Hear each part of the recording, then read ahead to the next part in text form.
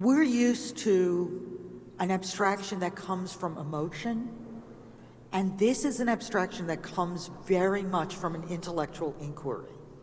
And it's closer to Gerhard Richter's abstractions in a certain way, of kind of use of abstraction not to express deep-seated conflict, psychological conflict, but to reach an audience.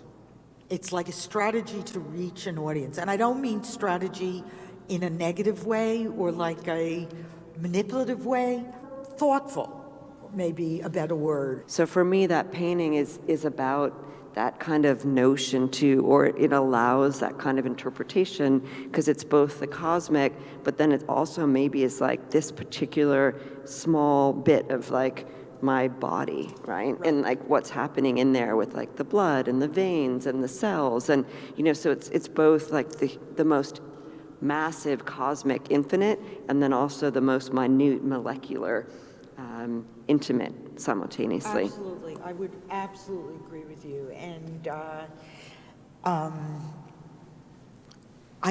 I think he has painted landscapes for a long time.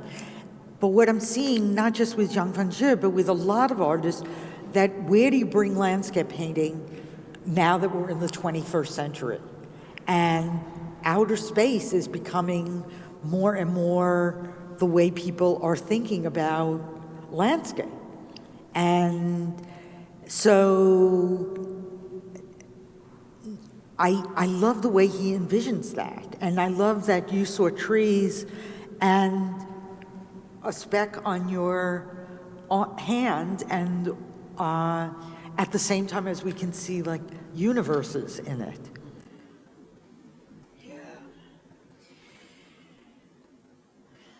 So it's kind of an exploding notion of landscape, right? It's definitely an exploding notion of landscape. That I also think what's interesting is that for him, for this artist, for a long time, he's been trying to think of what is an imagery that can be seen from wherever you're standing on the globe and be understood. So he did not see himself as like Chinese versus Western artists, though a lot of the artists of his generation did. He already saw himself very much situated within traditions of European painting and also Asian painting.